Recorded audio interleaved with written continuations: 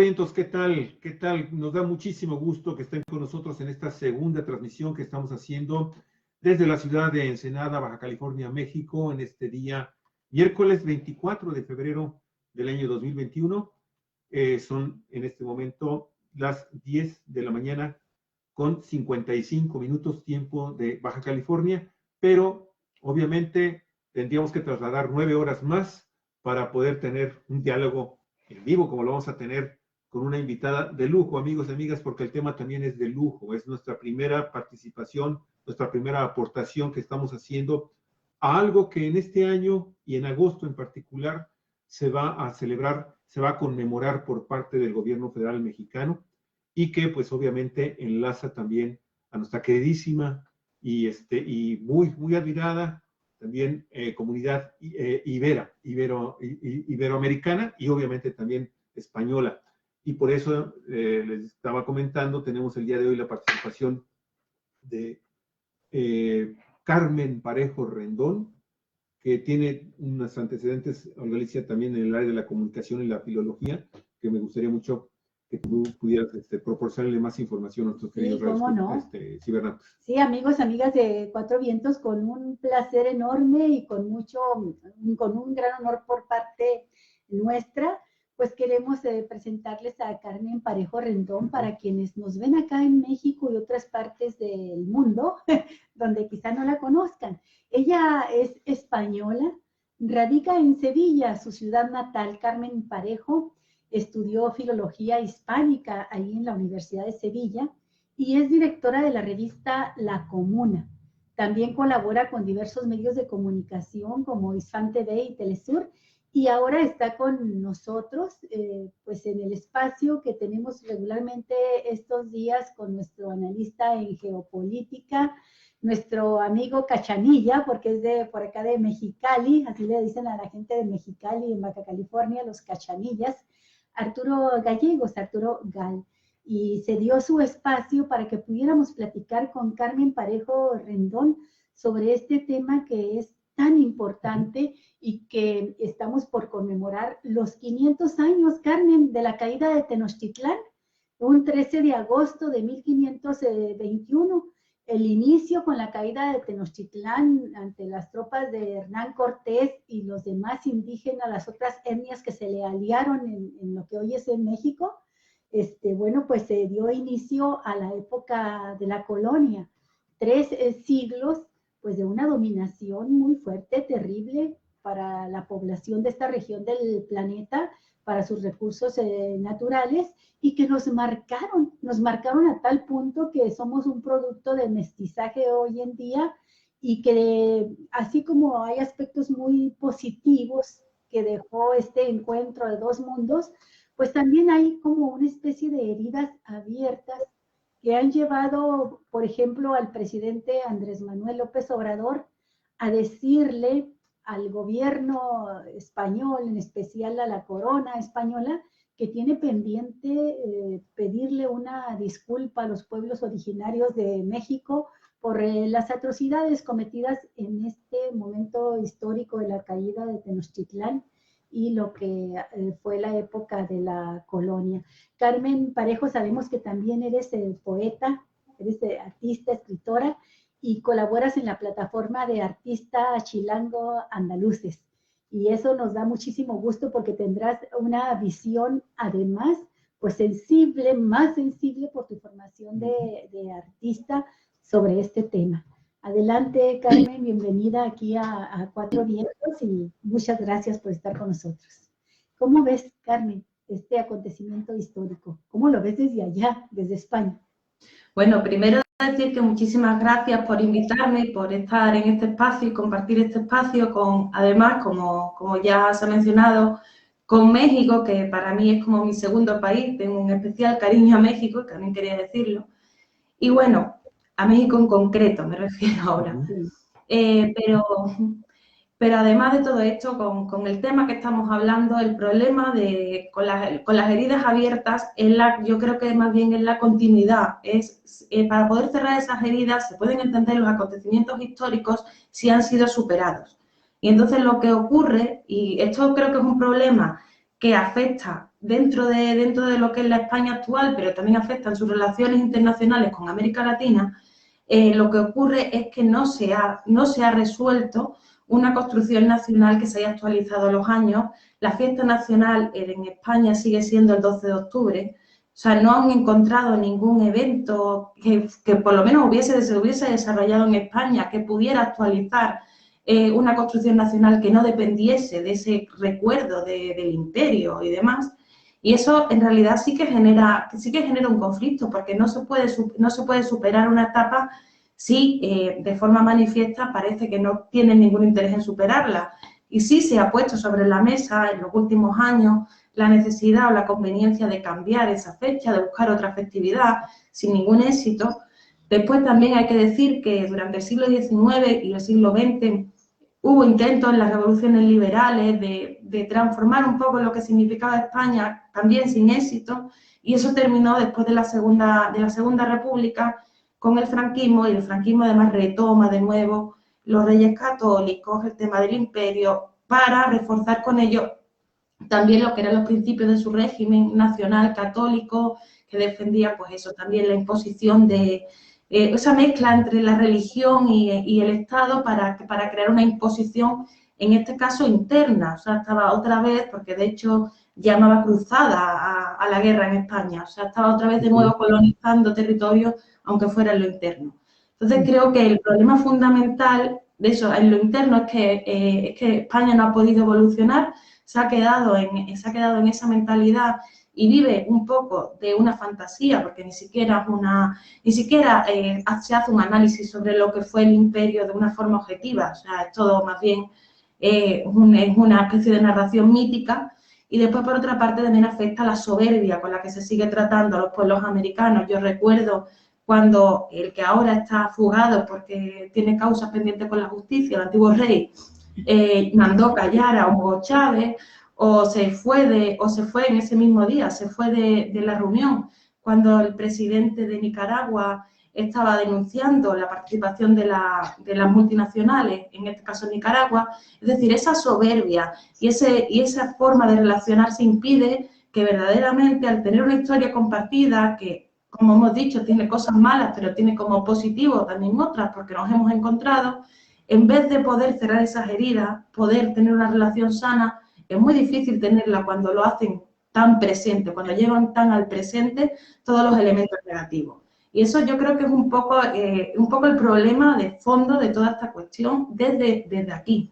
No sé exactamente cómo lo vivís por allí. Sí, es interesante lo que mencionas en cuanto a esa soberbia por parte de los representantes de la corona. Y bueno, pues acá en México sobran los ejemplos, ¿verdad? Y algunos pueblos indígenas lo tienen todavía muy presente. Ahora sí que en cuero, en el propio pellejo, ¿verdad? De lo que significaba la soberbia y lo que le llamaron la conquista, la dominación a sangre y fuego, a cruz y fuego, diríamos también a espada y fuego. Y bueno, sin olvidar la importancia de esa cruz, de esa religión que también vino a ser un factor importantísimo de dominación del pueblo, los pueblos originarios de lo que hoy es México. Y creo que nos va a dar tiempo también, Carmen, de hablar cuando dices tú, es que no se trata de heridas que estén abiertas, sino que se trata de heridas que se siguen infligiendo de alguna manera, ¿no? Se sigue hiriendo, porque la entrada a la época neoliberal del mundo, y en el caso de México, nos lleva también a relaciones terribles con transnacionales, muchas de ellas de origen español, que siguen saqueando recursos como se hizo en la época de la colonia. La diferencia es que ahora es con la complicidad absoluta de los gobiernos que tuvimos, por lo menos hasta 2018. Pero me gustaría saber, ¿cómo ves tú, Carmen, esta petición del presidente de que se pida disculpas, servirá de algo? Bueno, como estábamos hablando de la soberbia, yo creo que servirá como un baño de humildad, por lo menos eso. O sea, no creo que tenga un significado a nivel político y sobre todo económico que estamos hablando mayor, pero creo que sí que vendría bien como baño de humildad, que creo que es necesario. No, más que nada por lo que tenga de simbólico ese baño de humildad.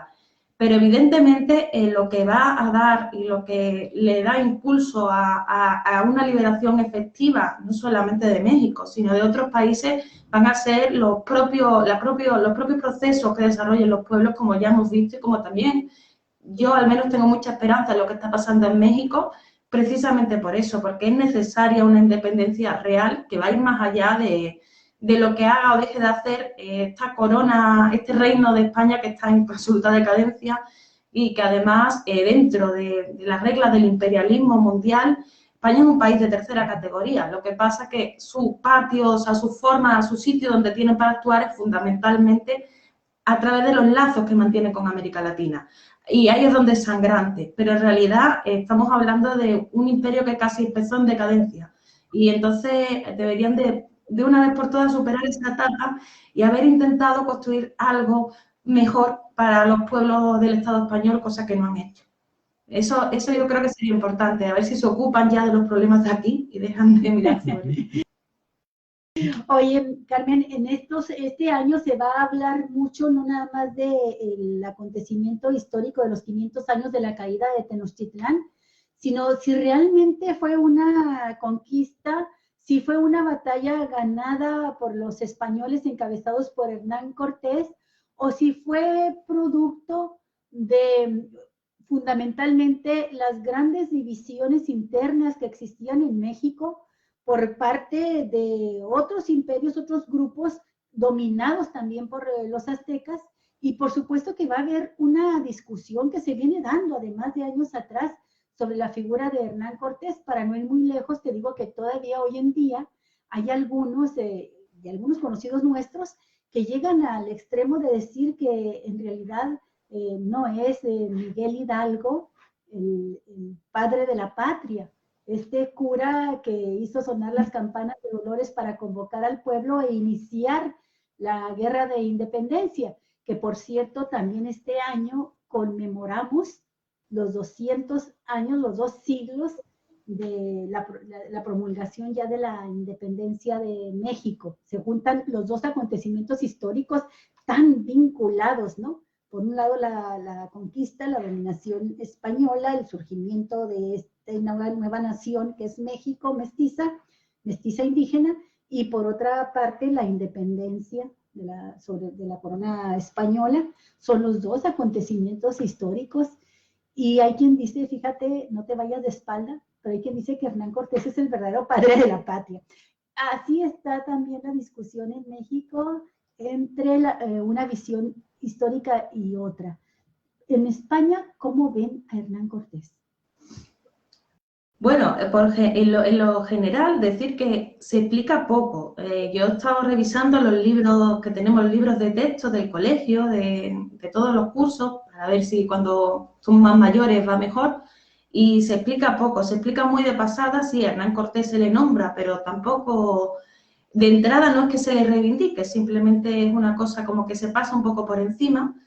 Igual que pasa con Pizarro, también se le pasa un poco por encima, pero en los últimos años sí que se ha visto mayor interés, sobre todo bueno, de entrada desde una perspectiva de buscar a nivel histórico un poco más de datos sobre cómo fue aquello, y otra vez como lo de antes, pues esto tiene sus partes buenas y sus partes malas.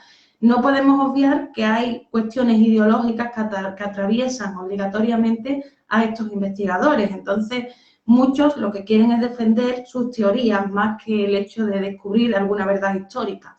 Bajo mi punto de vista, pues la historia normalmente es mucho más compleja, en el sentido de pues se darían muchos elementos. Evidentemente se dieron como elementos que España también había sido invadida por un montón de pueblos y tenían unos conocimientos técnicos adquiridos. Evidentemente eso es un elemento. Otro elemento también puedan ser las divisiones internas. Pero en realidad me da la impresión de que en este momento en el que estamos hay una pugna más en el sentido ideológico que en el sentido de descubrir realmente de un interés histórico. que el interés histórico sería interesante, pero para ello creo que habría que desprenderse de la necesidad de justificar algunas cosas del presente aludiendo a ese pasado. Y aquí ahora mismo lo que veo más es eso. Estamos viendo, por ejemplo, desde corrientes teóricamente de izquierda defender el Imperio Español como una especie de Unión Soviética del siglo XV, que es absurdo, pero bueno, lo plantean así. O sea, estamos viendo una serie de cosas que son muy absurdas, pero que yo creo que atienden a ese interés de usar la historia a conveniencia para poder plantear unos debates que quieren tener ahora sobre otro tipo de cuestiones, en este caso sobre el hecho de que España no pinte lo que a ellos les gustaría que pintase a nivel internacional, que ese es el principal problema que tienen. Pero estamos viendo esas cosas. Pero en las figuras concretas, se sacó una película hace poco sobre Hernán Cortés. Yo tengo que confesar que no la he visto porque me echó para atrás, o sea, realmente fue como no quiero, tengo que decir la verdad. En realidad esto que me pasa a mí pasa a mucha gente, o sea, desde hace muchos años, por ejemplo, el 12 de octubre, yo recuerdo incluso en la época de la universidad poníamos carteles en plan de no hay que celebrar un genocidio. Es decir, en la gente más joven, en general, hay un pensamiento crítico al respecto de eso, de investigación histórica, a la que tú quieras, reivindicación, me parece a mí que, primero, que es anacrónico y segundo, que es doloroso, porque no puedes estar reivindicando cosas que, aunque se puedan entender en la lógica de su época, no se deberían de entender en la lógica de esta época. Entonces, creo que es un poco lo que pasa. A mí me gustaría preguntarte en este momento que estás tocando estos temas.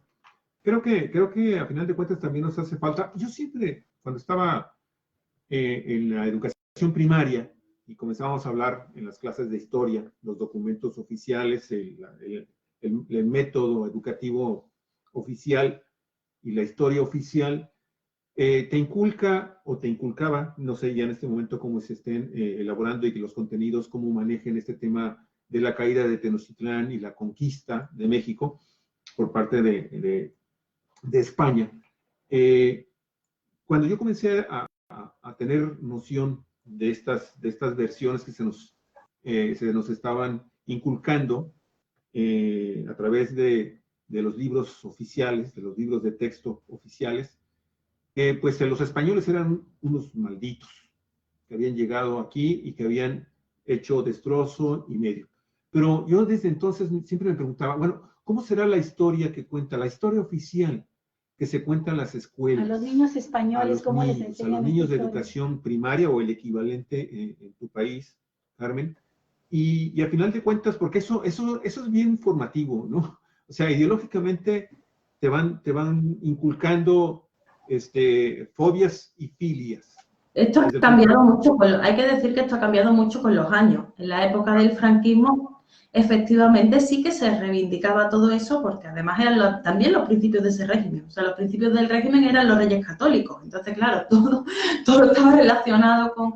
Entonces, la gente que tiene cierta edad sí que tenían una mentalidad, y sobre todo que no, a lo mejor que no tuvieran mayor formación, solo la que hubiesen recibido de la escuela, pues sí podías encontrar que tuvieran esa mentalidad más, que fuera más común.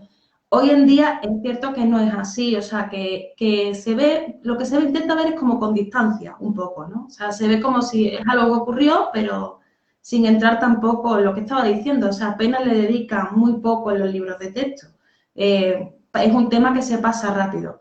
Vamos, también se pasa rápido el tema de la independencia. El tema de la independencia de todas las colonias de América suele ocupar una página en los libros de texto. Una página. En ese plan de... la terminan rápido. Entonces, es como que pasan muy de puntillas con ese tema, que es un poco hacia donde hemos llegado ahora mismo. Pero es verdad que hace unos años hay personas que ahora mismo pues tendrán, yo qué sé, 60, 70 años, han sido criados en 4 de febrero del año 2021, muy amables. Un segundito, Se metió otro sí, se está metiendo otra cosa. El día de hoy y yo es un quiero... tema muy interesante. Mari Carmen Pioseco, María del Rocío Barajas, van a platicar con nosotros. Ya vi cuál es el problema. Nuestras colaboradoras. Ahorita un segundo, disculpa. Sí. Ahora sí ya, perdón.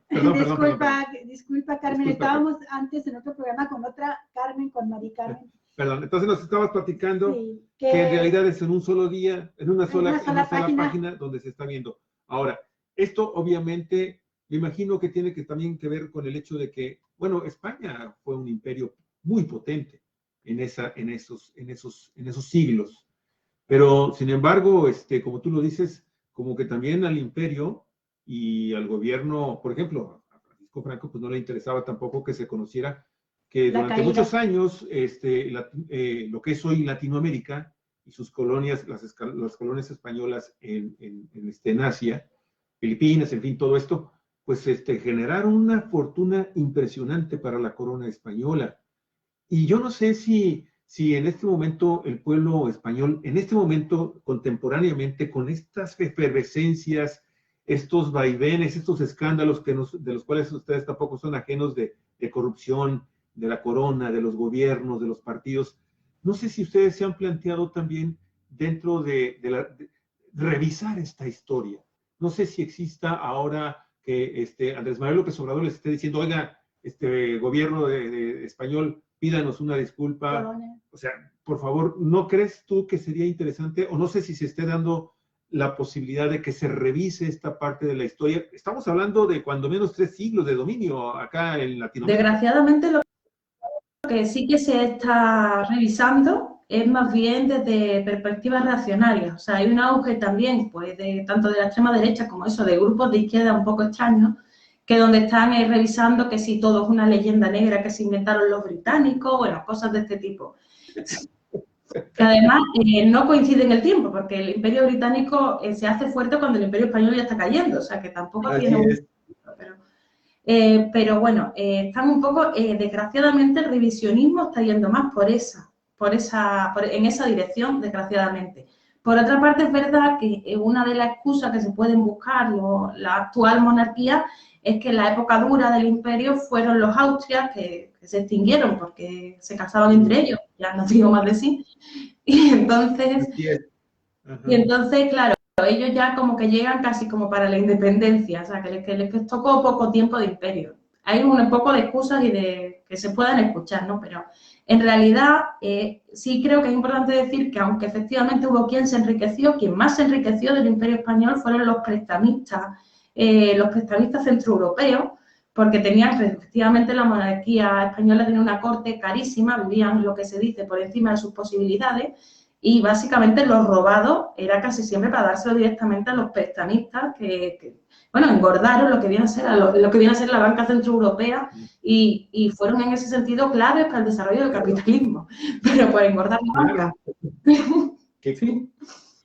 Pero en el caso del pueblo había una frase que decía Blas Infante, que Blas Infante era un político regionalista andaluz, que se considera el padre de la patria andaluza, y decía que nunca en España se pasó tanta hambre como cuando en el imperio no se ponía el sol. Y es verdad, o sea, al pueblo no le quedó absolutamente nada de eso, se fue todo en pagar el lujo y el derroche de esa corte, ¿no? Que esa corte vivía completamente por encima de sus posibilidades, hacía sus palacios, hacía su vida ajena por completo al pueblo, y prácticamente lo robado a veces ni siquiera pasaba por aquí, iba directamente al prestamista de turno porque estaban hasta aquí de deudas. Entonces, en realidad ni siquiera, desde una perspectiva práctica, sin entrar en lo ético, ni siquiera supieron llevar un imperio porque se les hundió por derrochadores. O sea que también creo que esto es importante porque porque este revisionismo que se está dando, que es como de reivindicar,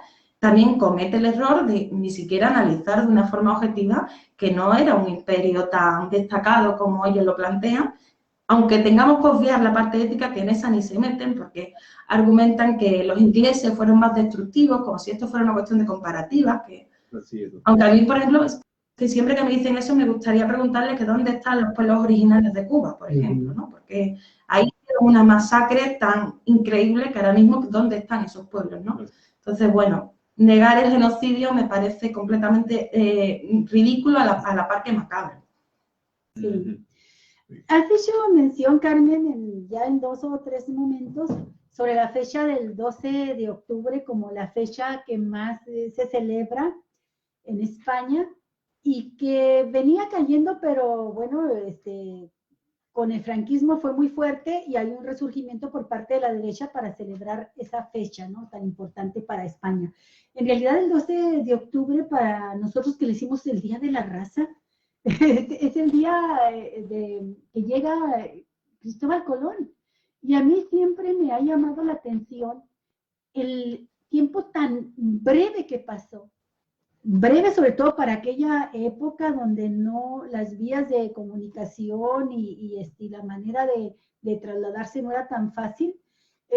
En solo en menos de 30 años después de que llegó Colón, ya Hernán Cortés había quemado los pies de Cuauhtémoc para pedirle dónde estaba, que dijera dónde estaban sus tesoros, y había triunfado haciendo caer la gran Tenochtitlán después de 2 años de tenerla sitiada. Y la fecha del 12 de octubre me llama la atención que pasa a ser como una fecha festiva para ambas naciones. Acá apenas empiezan a darse algunos cuestionamientos sobre esto del Día de la Raza. Empezamos a escuchar muchas voces que dicen no hay nada que celebrar. Y recuerdo muy bien una intervención de un gran pensador, filósofo, historiador mexicano, Miguel León Portilla, que hizo un trabajo enorme para exigir a España que no celebrara la fecha, que no lo pusiera como una celebración, que no hablara de la conquista y que en todo caso hablara del encuentro de dos mundos, ¿no? Si tú quieres un eufemismo, pero quitarle esa connotación de conquista. Y esto me lleva también a la pregunta que quiero hacerte respecto a esta corona soberbia. Tú hablas de que se trata de una monarquía que está en decadencia y creo que le dio oxígeno, excesivo oxígeno durante 3 siglos el dominio que tuvo sobre los pueblos latinoamericanos, porque ya era una monarquía en decadencia antes del descubrimiento de América. Habría quizá desaparecido, habría sido dominada, ¿verdad?, por otras naciones, pero haber descubierto América para el occidente y haber llegado a conquistar México y los demás pueblos latinos le permitió una riqueza que me parece exacto, como tú lo mencionas, que sirvió para que se diera una vida de lujo exagerado, ¿verdad? La monarquía, sin dejarle nada bueno, ni a los pueblos dominados, ni al propio pueblo español. Entonces, ¿qué es la monarquía hoy? Hoy, ¿qué es la monarquía con esa historia, no? Primero, también con lo de la festividad, no es que sea festivo, es que es el Día Nacional de España. O sea, es más fuerte que ser festivo. No es un día cualquiera, sino es el día que sacan al ejército, es el día que se celebra, el Día de la Hispanidad le llaman, y es el Día Nacional de España. O sea, no es una fiesta más, sino la más importante, lo cual creo que es muy grave también desde la perspectiva de la propia España, porque es un acontecimiento que ni siquiera ocurre en España. O sea, que podrían haber buscado alguno que al menos hubiese ocurrido en España, pero no. Eso por un lado. Por otra parte, con respecto a que una monarquía en decadencia, también hay que ver cómo fue la construcción de lo que actualmente es España. O sea, fue la unión de una serie de reinos del norte que invaden el sur, que entonces era Al-Ándalus, lo que quedaba de Al-Ándalus, que también había tenido sus propios problemas internos, y que además sí que se produce también una colonización de la mitad de España, donde se prohíben, donde se expulsa a los moriscos y a los judíos que eran españoles, que ten en cuenta que los árabes, lo que en la época de los árabes, estamos hablando de 800 años, están expulsando a españoles que, bueno, eran judíos o eran musulmanes. También se prohibieron elementos culturales que no tenían nada que ver con la religión, pero no es que tuvieran una gran cultura estos reyes, y entonces pues lo tomaron como si sí. Y también se producen lo que ellos le llamaban en su momento también colonizaciones, y efectivamente había traspasos de personas hacia el sur. Y ahí he leído a algunos historiadores que sí que consideran que cómo se llevó a cabo eso fue lo que después instauraron en América, como que entrenaron el propio territorio. Sí. Entonces, creo que sí, que obviamente le dio oxígeno porque fue la única forma también de consolidar ese proyecto político que se estaba creando en ese momento y que era un proyecto inestable porque también eran varios reinos los que se habían unido para eso, había también sus luchas de poder, había presión por parte de la aristocracia, de la nobleza, entonces ese poder tan fuerte, en este caso inicialmente para los reyes católicos, que le dio o que le impulsó la conquista, bueno, la conquista de América y después la colonización, eso les ayudó a fortalecer su propio poder interno. Eso seguro, o sea, eso estoy completamente de acuerdo. Lo que pasa es que es verdad que como estos reyes desaparecen, aparecen los otros que ya vienen de Francia, que vienen supuestamente con otra mentalidad, aunque sea la misma, pero bueno, en otra época, pues es cierto que como que puede jugar un poco al despiste, cuando el problema fundamental es que estamos en el siglo XXI, no deberían de quedar reyes, o sea, en general. Yo creo que eso yo creo que es básico porque no tiene ningún sentido, porque a nivel político evidentemente no aporta nada y porque hemos supuestamente superado muchas cosas a lo largo de estos siglos como para seguir manteniendo instituciones anacrónicas y tan oscuras como son estas instituciones. Ahora aquí se ha descubierto que hacía muchas cosas que todo el mundo sabíamos, pero ahora se pueden hablar. Pero no, es hasta ridículo. ¿Qué papel juega político real importante para las élites gobernantes y para la sociedad la existencia de la monarquía? En el caso de la monarquía actual en España, creo que el vínculo fundamental es con el franquismo. O sea, el franquismo se inicia por un golpe de Estado contra un proceso popular como era la Segunda República y a raíz de ahí hay también otro proceso de acumulación de capitales, se engorda una oligarquía, se cierra una clase dominante que es la que sigue habiendo.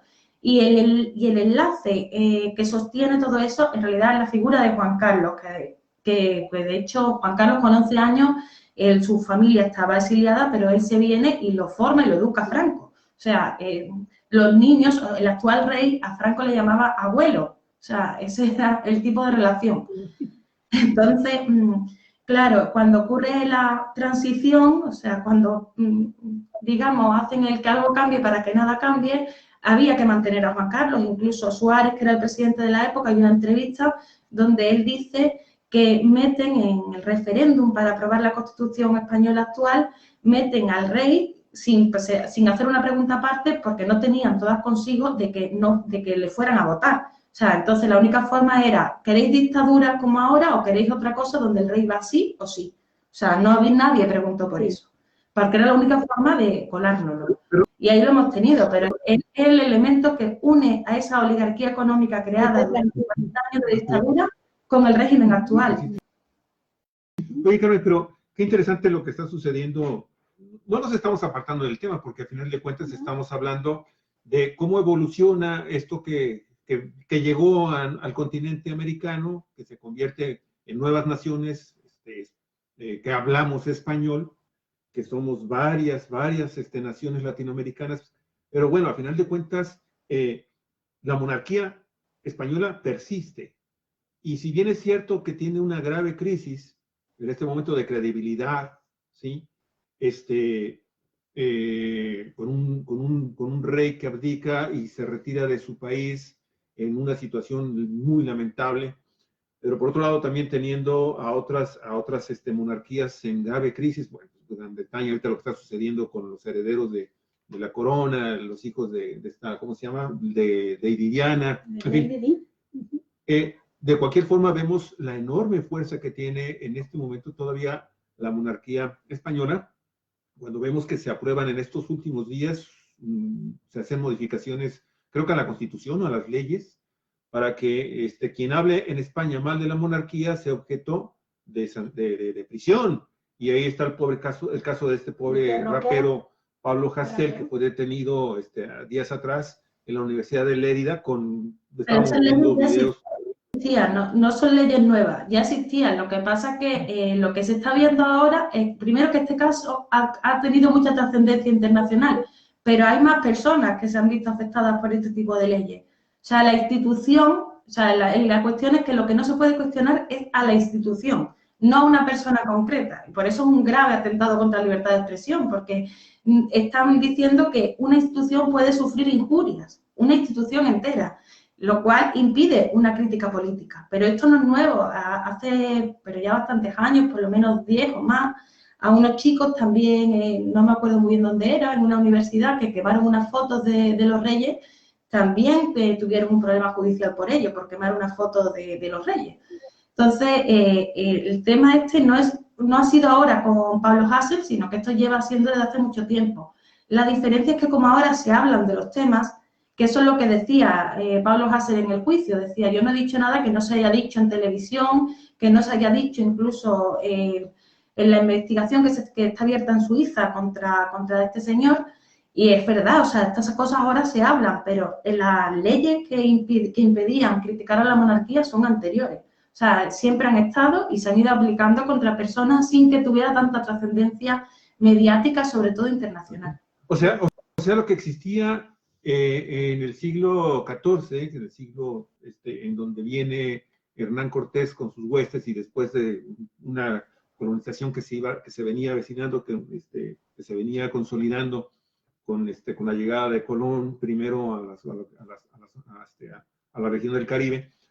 O sea, ese mismo sistema opresor de su pueblo que llega aquí, y no estoy diciendo que en México no hayamos tenido malos quesos, porque evidentemente también el Tlatoani, el pueblo azteca, pues era igual, era una clase gobernante autoritaria, vertical y sumamente represora también de su pueblo. Pero, o sea, es que ese fenómeno que todavía sigue en este momento en tu país y en nuestro país, bajo otro concepto institucional, pues la verdad es que también no iba a dar muy buenos resultados que dijéramos del mestizaje. Y bueno, no sé si ustedes, yo sé que el pueblo, existe una relación entre los pueblos, existe entre los españoles, los mexicanos, los latinoamericanos, en realidad existe cariño y amor. Sí hay muy buenas relaciones. Creo yo que la inmensa mayoría de los españoles hablan bien de los mexicanos o de los latinoamericanos, y muchos latinoamericanos también empezamos muy bien del pueblo español. Pero, ¿cuál es en este momento, con esto termino ahorita la pregunta haciéndotela, ¿cuál es en este momento el sentimiento que tiene el pueblo español a 500 años de que empieza esta colonización, ¿sí? Que en el caso de los mexicanos la conmemoramos el día del 21 de agosto. ¿De agosto? Sí, con el tema de la caída de Tenochtitlán. Pero ¿cómo nos vemos ahora, Carmen, por favor? Bueno, yo creo que no hay unanimidad. O sea, depende de con quién te encuentres. O sea, sería también muy, muy idealista pensar que ha habido una superación, por ejemplo, de la mentalidad racista que acompaña a toda colonización. O sea, efectivamente hay bastante racismo en España, y sobre todo es verdad, bueno, sobre todo es cierto que como que jerarquizan, y con los latinoamericanos menos que, por ejemplo, con los africanos. O sea, sí que jerarquizan, pero claro.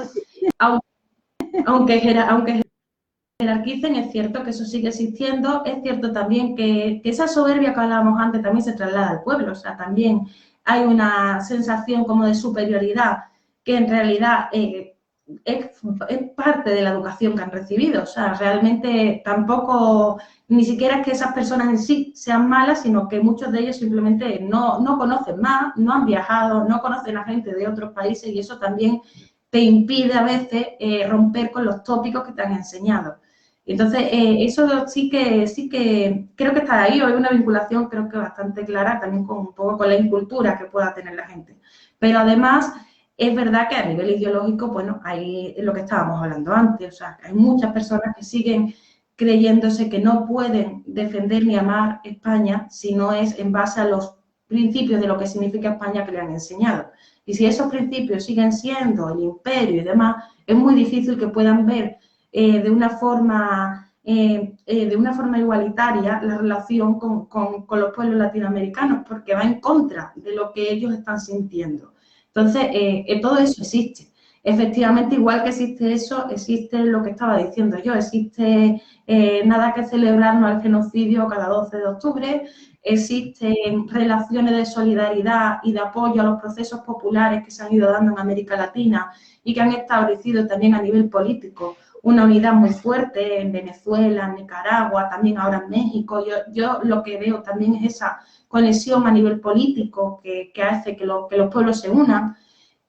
También existe todo eso. También es verdad que con el tema de las redes sociales, pues hablamos más con gente más lejana y si compartes el idioma, pues con más gente vas a hablar de ese idioma que, claro, que de otro sitio. O sea, está conviviendo, digamos, una mentalidad que sí que apuesta por un encuentro de pueblos y por otro tipo de relación, pero eso convive todavía con todo lo demás porque no podemos decir que lo demás no exista. O sea, realmente existe. Y igualmente también un poco a la inversa, aunque no me parece comparable por todo lo que estamos hablando, pero es cierto que a mí, por ejemplo, me ha pasado que hoy, por ejemplo, me habéis invitado para hablar de este tema, pero a mí habitualmente no me dejan, según qué espacio, hablar de este tema por el hecho de ser yo española. O sea, eso también pasa. Yeah. Y que insisto que no es lo mismo, pero que en realidad también sigue generando ruptura en vez de intentar buscar concordia, ¿no? Carmen, hace un momento te decía yo que me parece muy padre que en tu formación y en tu interés esté la literatura, la poesía, porque eso también da una visión diferente de las cosas y me gustaría conocer tu opinión respecto a la fuerza que tiene la leyenda, el cuento, ¿verdad? Las imágenes literarias con las que se crea toda una concepción del mundo y de los hechos históricos. Y te lo comento por lo siguiente. A mí me costó mucho trabajo, todavía me cuesta trabajo como mexicana, entender esta parte de la historia que nos cuentan de que los antiguos mexicas, los integrantes de la clase gobernante de ese poderoso imperio azteca, se deslumbraron con la llegada de unos hombres cubiertos de metal y montados en caballo y dijeron, oh, es Quetzalcóatl. Y dijeron, oh, son los dioses. Y entonces se dejaron dominar. Y esa es una parte de la historia que te la cuentan así, como una leyenda, un cuento, parte de la literatura.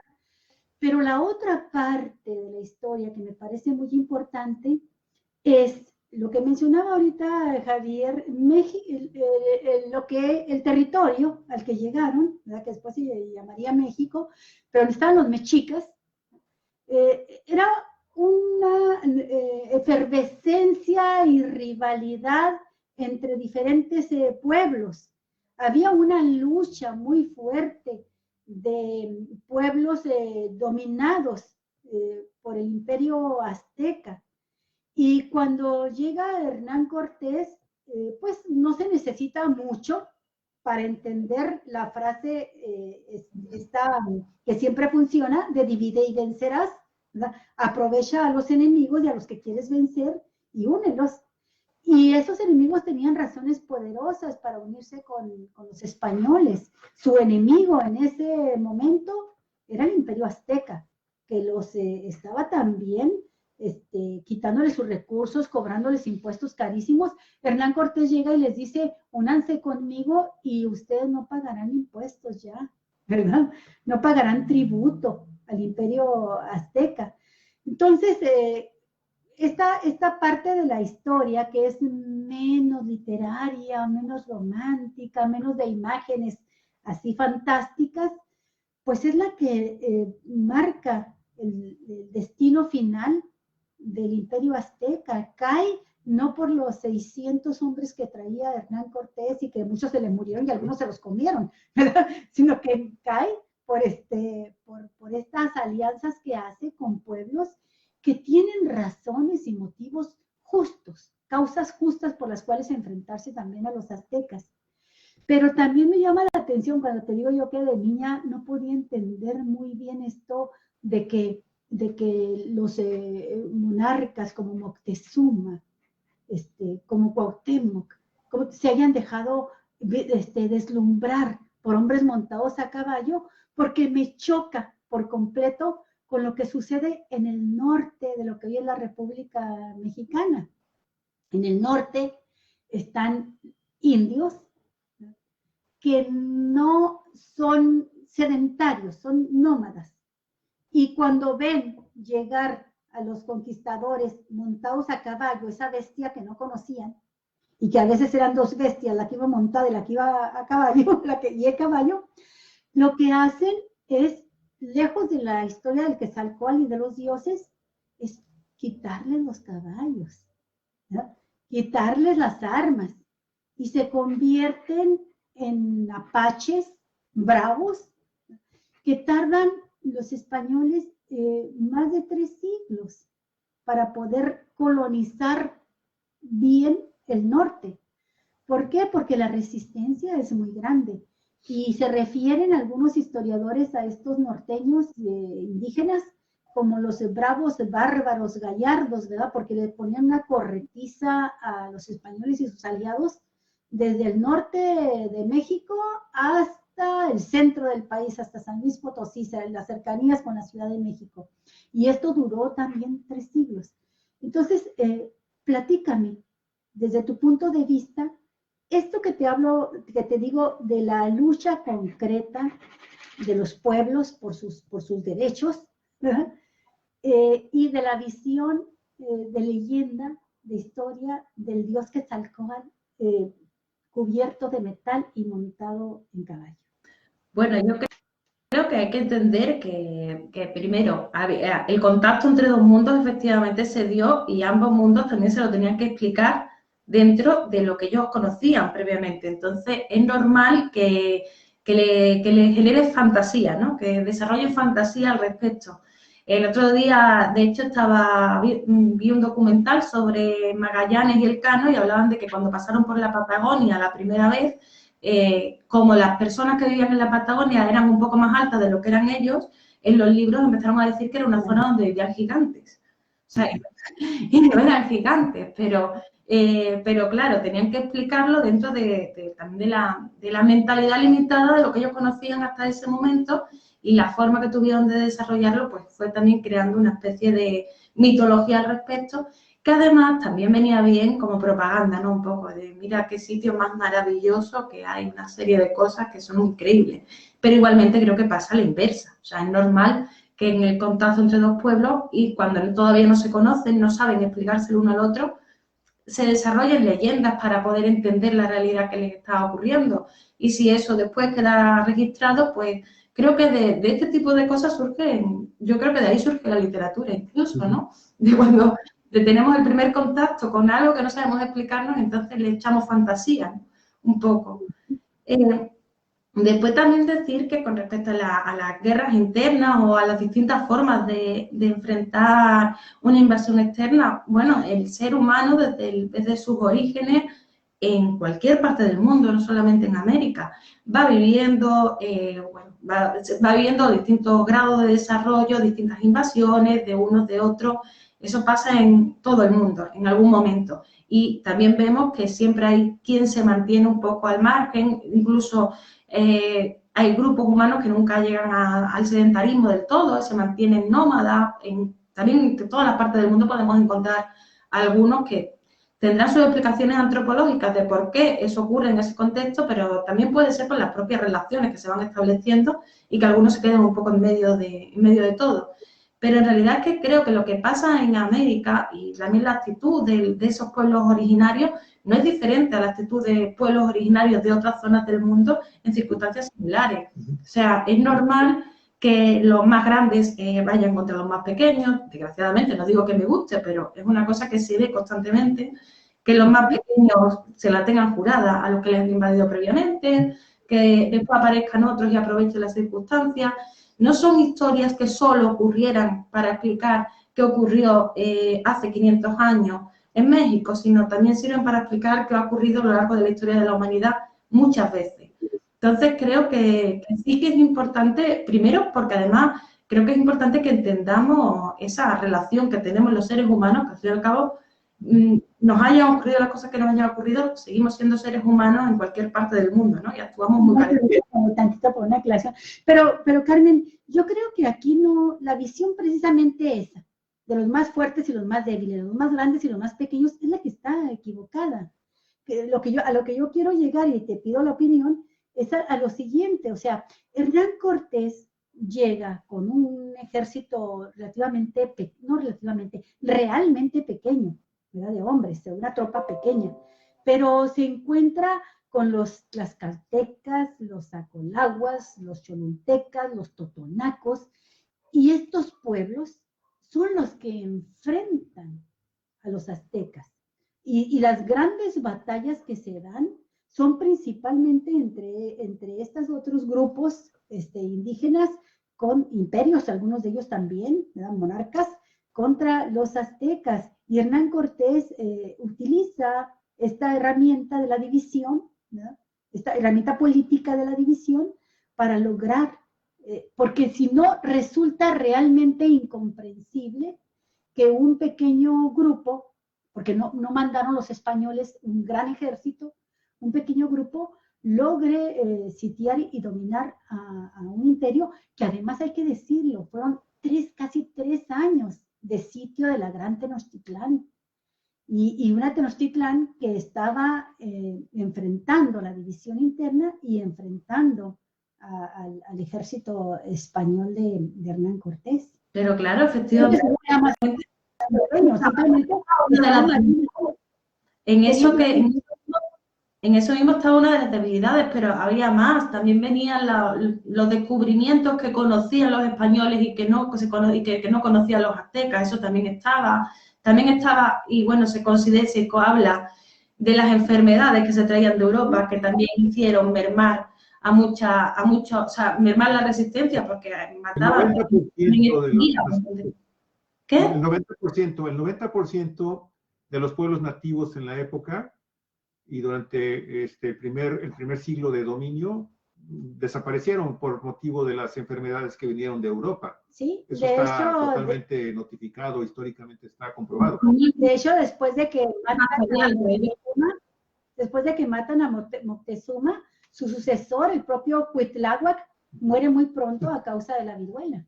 Pero bueno, esas son cosas muy interesantes que tendríamos que también preguntárselo a los historiadores. Pero mira, ya llevamos 51, 52 minutos de la conversación muy rápido. Y para respetar el acuerdo que tenemos, y esperemos que esto nos abra la oportunidad de poder tener otras pláticas posteriores, Carmen. Pero yo quiero aprovechar tus estudios de filología.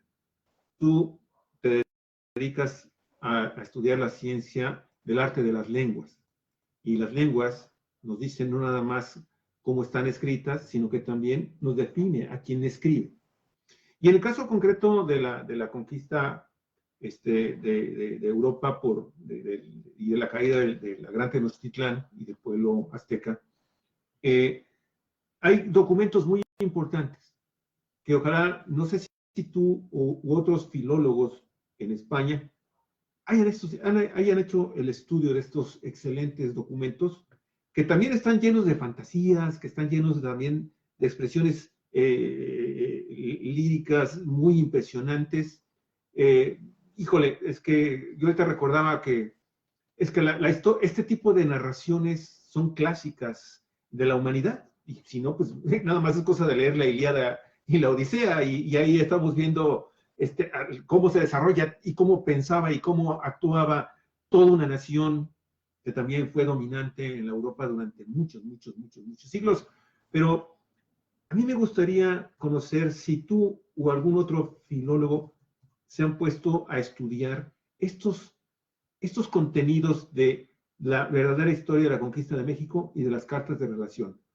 Bernal Díaz del Castillo, Hernando Cortés, aunque muchos dicen que en realidad esas cartas de relación, en realidad las escribió Bernal Díaz del Castillo. Entonces, yo no sé si ustedes en este momento hayan hecho algún tipo de estudio que nos pudiera de alguna forma sintetizar el espíritu de estos conquistadores. Bueno, yo personalmente tengo que decir que no he hecho ese estudio, pero estoy convencida de que existen esos estudios porque por lógica, porque aparte de ser un tema de interés desde la perspectiva de la historia, también es un tema de interés desde la perspectiva de la creación literaria e incluso del tema lingüístico. Hay también una cuestión con el tema de las, no recuerdo bien, a lo mejor me equivoco con la cantidad, pero de las como 200 lenguas que creo que se hablan en México, no sé si son más. Entonces, sé que hay trabajos importantes, pero la mayoría de la gente que yo conozco que ha hecho esos trabajos los ha hecho sobre todo desde México. Esto es lo que yo conozco. No estoy diciendo que no haya también desde aquí, pero desde México sí sé que se hacen también de los influjos lingüísticos, ¿no? Por la realidad, sobre todo porque hay realidades que tienen que ser nombradas y entonces se producen préstamos lingüísticos. Te está contando una historia también ahí de cómo se va, o sea, hay una historia de la conquista también en cómo van apareciendo nuevas palabras que se meten en el español precisamente porque anteriormente no existía eso y ahora ya existe, ¿no? Porque ya lo han conocido. Entonces, hay muchos elementos que igualmente con respecto a las propias crónicas de los colonizadores también son muy interesantes, aunque es verdad que haya que traducirlas un poco, ¿no? Y saber distinguir que muchos elementos mágicos en realidad tienen una correlación con la realidad. Y tienes que intentar saber cuál es esa correlación con la realidad, a qué se refieren exactamente, y para eso tienes que hacer un trabajo a veces muy profundo para conocer exactamente cuál era la realidad de ese momento y a qué podían referirse. Pero sé que me consta que existen esos trabajos, pero siendo honesta, yo no me he puesto a profundizar. Muy bien, gracias. Sí. ¿Alguna otra cosa? Bueno, sí, yo sí quiero preguntarle a Carmen, ¿cómo crees, Carmen, que España, por su lado, por su parte, y México, por la nuestra, debiera conmemorar estos 500 años? ¿Para qué debiera servir esta fecha tan emblemática, medio milenio? ¿Sí? ¿Cómo habría que tomarla y de qué nos serviría? O sea, hacer referencia a todos estos hechos con la mirada puesta ¿en qué? ¿En dónde? Bueno, yo creo que debería de servirnos ese encuentro que se produjo hace 500 años, aunque hubiese sido en las condiciones que hemos hablado, pero debería servirnos para afianzar unos lazos de hermandad en el presente. Y para eso, como estábamos diciendo antes, tenemos que dejar de abrir heridas, tenemos que respetarnos, tenemos que considerarnos en igualdad, que además en este punto de la historia no tienen excusa ninguna para no hacerlo. En este punto de la historia, donde además eso en México ahora mismo se está dando un proceso que está rompiendo con una serie de gobiernos que han sido completamente entreguistas y que se está notando. O sea, se está notando en que México está ganando una posición también a nivel internacional. Las posiciones de México se están tomando en cuenta, no es la posición de Estados Unidos y el que se pone detrás, que no sabemos ni cómo se llama, o sea, sino que México está teniendo un protagonismo. Y también creo que es importante recordar los momentos en los que hemos tenido una relación muy estrecha de solidaridad y de apoyo, como cuando Lázaro Cárdenas acogió a todos los republicanos que tuvieron que exiliarse de España. También recordar que México fue el único país que junto con la Unión Soviética, creo, que no reconoció la dictadura franquista. O sea, es una relación o sea, debemos tanto, deberíamos de dar tanto las gracias, eso desde aquí, que creo que partiendo desde la humildad, desde el reconocimiento a que esa relación que se inicia hace 500 años después ha tenido momentos que han sido hermosos, que han sido de hermandad, como los que estamos contando, creo que deberíamos tratar de construir desde la hermandad. Y creo que para construir desde la hermandad lo vamos a hacer desde los pueblos y desde el encuentro, como estamos haciendo ahora mismo, ¿no? Que estamos abriendo esos puentes que los que tienen intereses los cierran, pero los que tenemos en realidad otro tipo de forma de ver el mundo, intentamos siempre recorrer. Muy bien. Pues creo que ahí sintetizas, Carmen, cosas muy, muy relevantes y que pueden ser realmente motivo de una reflexión profunda, que es precisamente el objetivo que tuvimos precisamente para buscar este acercamiento contigo. ¿Algún comentario final que quieras hacer?